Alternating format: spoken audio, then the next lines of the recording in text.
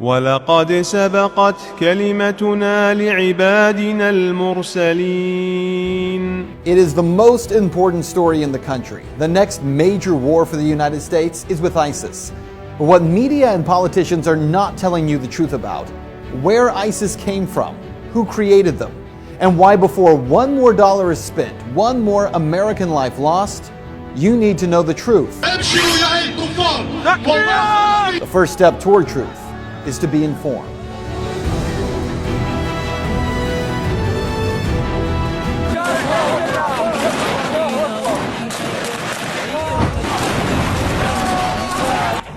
The name ISIS is one that every American knows by now. The biggest threat to our national security since Al-Qaeda, right? They are a brutal, savage group known for public beheadings and mass executions. They are the face of the new war on terror. Right now, the U.S. military is conducting airstrikes in Syria in a supposed attempt to take out ISIS targets.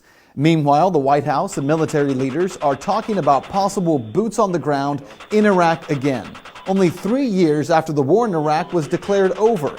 In fact, this war, according to former Defense Secretary Leon Panetta, could last for decades. I think we're looking at kind of a 30-year war kind of history here. Allahu Akbar!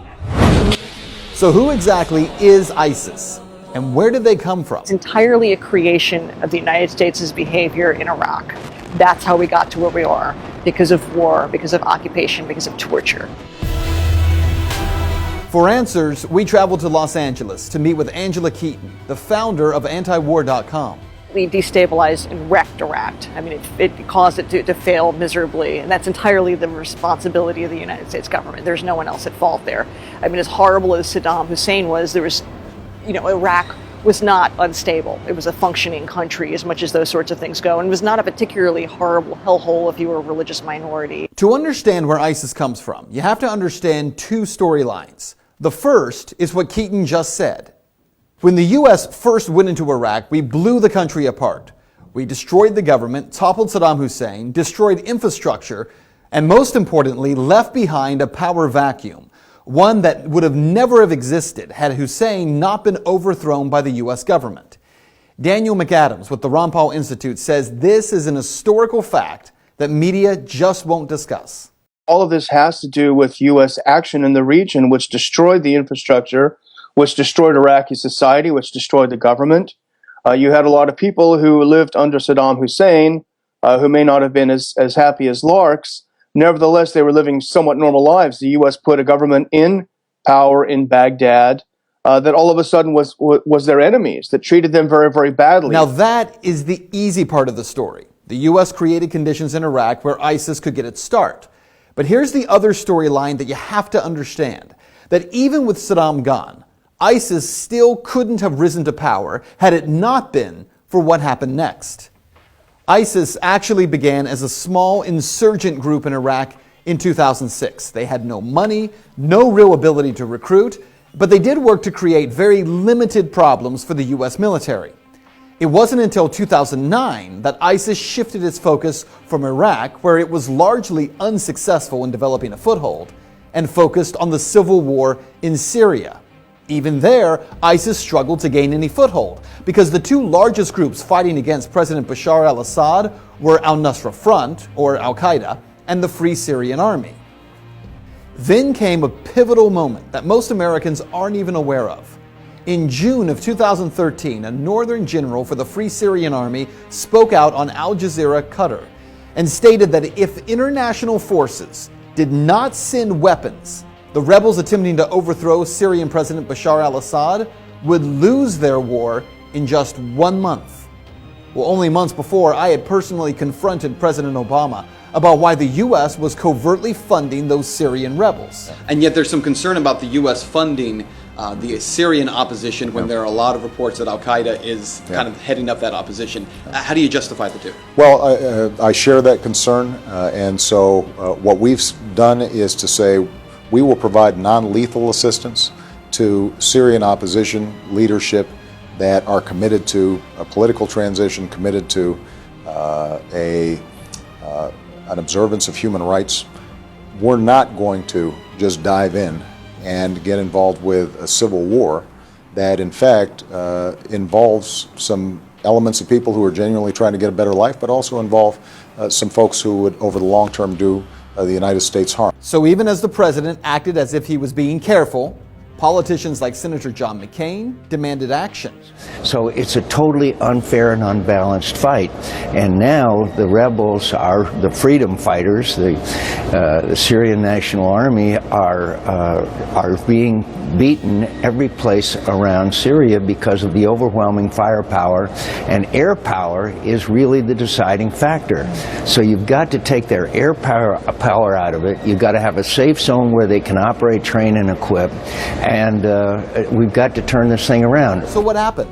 Well, within just a matter of weeks of that Syrian general making his plea for international help, the U.S., the Saudis, Jordan, Qatar, Turkey, and Israel began providing weapons and training and money to the so-called rebel Free Syrian Army. By September of 2013, American media outlets, including CNN and the Washington Post, were reporting that CIA-funded weapons had begun flowing to Syrian rebels. The weapons were not American-made, but funded and organized by the CIA. The artillery was described as light weapons, some anti-tank weapons, and ammunition. But where it all fell apart, weapons that the U.S. insisted would be used by freedom fighters would be in less than 1 year in the hands of ISIS fighters. So where were these fighters coming from?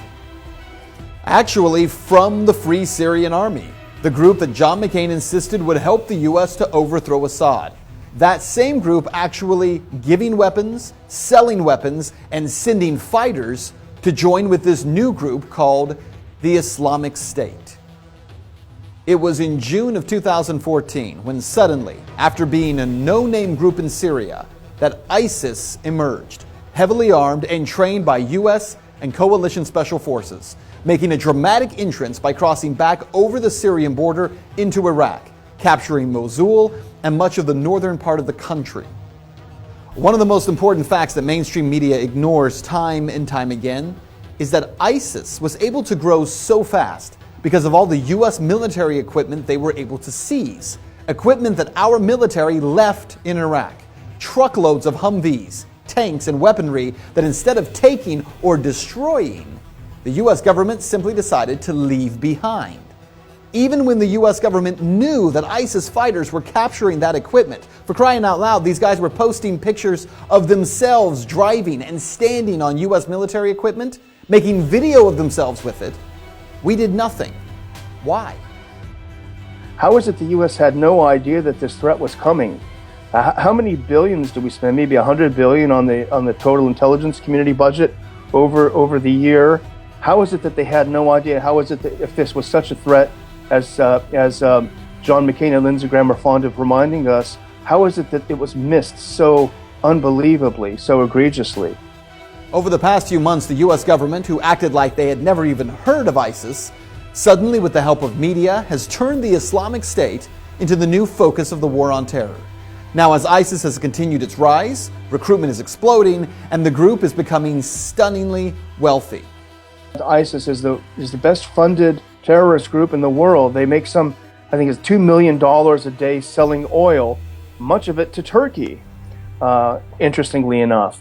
And if you look at the U.S. response to this, the U.S. response to ISIS becoming extremely rich by selling oil and undercutting the competition is to blow up the oil fields, which to me makes no sense. You're blowing up the infrastructure. It happens to be in Syria, so you might think that there is another motive there. But why wouldn't the U.S. sanctions anything that moves when it's angry? Why can't you sanction the banks that are helping finance these deals? Why can't you sanction the oil companies that are participating in this? Why do you blow up the oil fields? It's a great question. And here are some other questions that defy logic when you start looking for answers. Why is the U.S. sending $500 million to the Free Syrian Army to fight ISIS when the FSA is one of the biggest suppliers of fighters and weapons to ISIS? Why are we sending new and more powerful weapons to the FSA like anti-aircraft missiles, weapons that we know will end up in the hands of ISIS? ISIS, of course, is going to now have anti-aircraft missiles provided by the U.S. and the Saudis. The Saudis are getting them from the Chinese, though, now, so there can be plausible deniability because inevitably these sweethearts in the sweetheart rebel groups in Syria are going to start shooting down, if they have the ability, passenger jets. And then we're going to want the plausible deniability and say, no, it's the Chinese weaponry, as if it's going to make any difference. Well, there are so many questions that we could ask, but let's just cut to the chase here, because what you need to know about this is that ISIS is not the creation of American inaction, which is what the media is going to tell you. No, they are the product of direct action. First, the action of creating the power vacuum in Iraq, and secondly, arming violent jihadists, hoping they would overthrow a leader in a neighboring Middle Eastern country. McAdams says the U.S. government is a victim of its own insane policies. Well, I think the U.S. is really a hostage to its own regime change philosophy. The U.S. is very good at blowing things up and destroying societies, but it is very, very bad at putting them back together. Is that true? Well, you decide. Fact. Our government armed Osama bin Laden and the Mujahideen in Afghanistan and created Al-Qaeda. Fact. Our government helped supply Saddam Hussein chemical weapons for him to use against Iran in 1980, and then overthrew him in 2003. Fact. Our government trained rebel fighters in Syria, who have become the group today known as ISIS, or the Islamic State. We have watched them commit every violent atrocity that you can imagine to people living in Iraq and Syria. And now we want American taxpayers to fund a 30-year war against them. No, it's not the U.S. government being held hostage by these crazy policies. It's the American people.